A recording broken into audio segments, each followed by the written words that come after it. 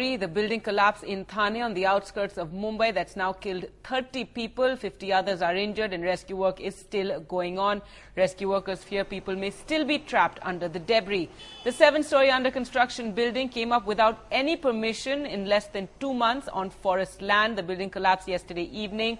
There was no occupation certificate, yet many people were staying in the apartments. Private tuition classes were also being held on the second floor in the building in complete violation of all the rules. Fortunately, the tuition class got over just moments before the building collapsed. A case of negligence has been registered against the builder, contractor and supervisor.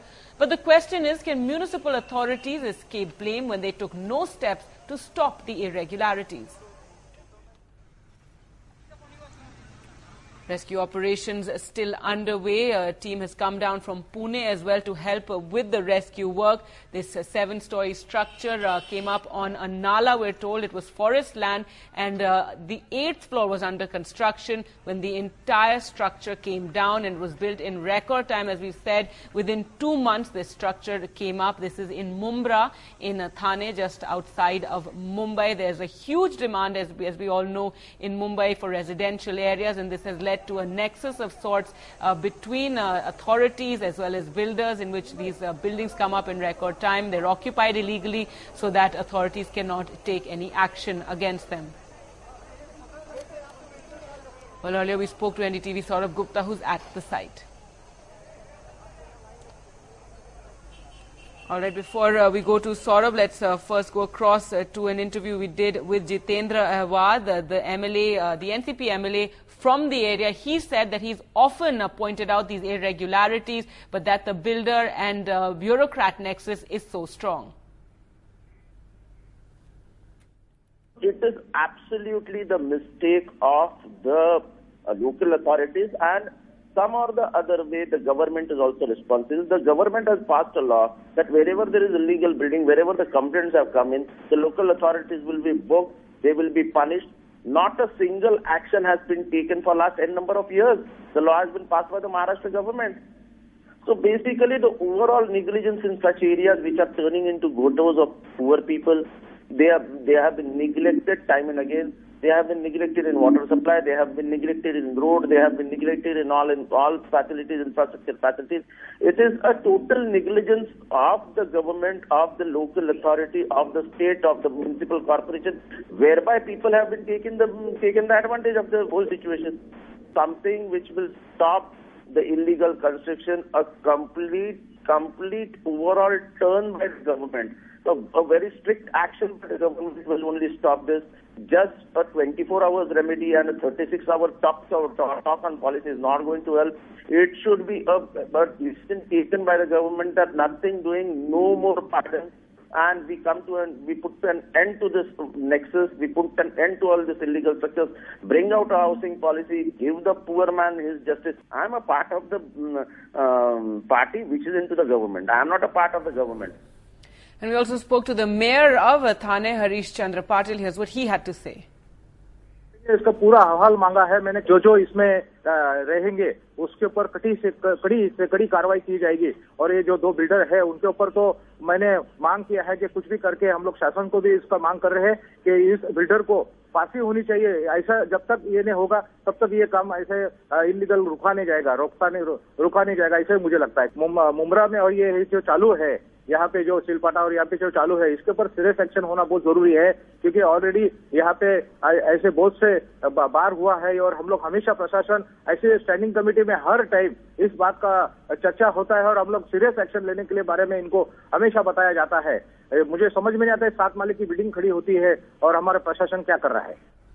Well, let's go across to Saurabh, who joins us from that site where the rescue work is still going on. Saurabh, lots of finger pointing now, questions being raised as to how this happened. We were speaking to the MLA from the area who said this is a nexus that's existing for a while, and he's even pointed it out, but he's helpless against it. That's right, Gargi, and one cannot help but actually point out the fact that a 7-story building comes up in 2 months The building does not have an occupancy certificate. There is no plan approved for the building. The Thane Municipal Corporation doesn't know that the building exists and has come up. Local authorities have not taken any steps, and then the building collapses and 30 people now have lost their lives in this tragedy. Really, something is definitely wrong in these areas. Now, if I can give you an example of the larger problem. The larger problem here is the fact that this is an area that a lot of the migrant population stays in. A lot of affordable housing is available around this place, and a lot of people who stay here are people who are basically looking for affordable housing. So in this scenario, what the builders do is they come in, they exploit the situation, and then they build these buildings, and then people move in even without an occupancy certificate, and then a tragedy like this takes place. And we are just hearing also the death toll has now been confirmed at 31. So one more person has died, and also, as you know, we've been seeing all morning, bodies have been pulled out. Rescue work is still on. People are still believed to be trapped inside, and so we are hearing that right now the rescue work is on in the 3rd and 2nd floors. They were coming started from the 5th floor, and all of those floors have actually crumpled and come down to the level of the 1st floor. Now, all of this nexus between builders, why did the local authorities not stop this? All these questions are being asked. The Chief Minister is expected here today, and those questions will be asked to him. Remember that the Chief Minister himself holds the urban development portfolio, so all of those questions will be put to him, as well as to was there any lapse on the part of the authorities? Who's really responsible for the loss of these 30 lives? And remember, among those injured, many are grievously injured. So what authorities fear is that that toll is might go up. So right. A sad, tragic situation here. Right, Saurabh, and as we've been pointing out, many people illegally staying in that building. If you could just show once again the building that is next to this building that has collapsed, and give a sense to our viewers as to how high this building actually was.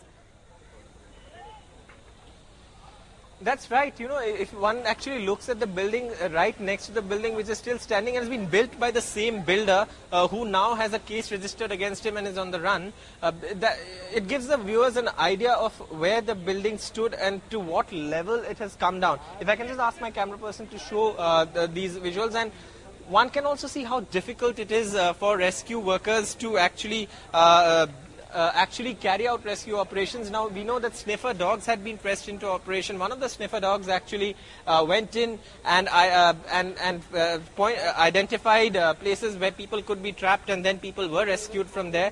And also, if I can just give you an update on the death toll, among the 31 who've died, 8 are females, there are 11 children, 12 are males, and 59 are injured, amongst whom 38 are male and 11 are children. So, of course, all of these people who have died and also those who are injured will be asking that question as to how this happened. And the loss of lives is something that the authorities here will have to explain, because clearly right now it seems that there was a lapse on their part.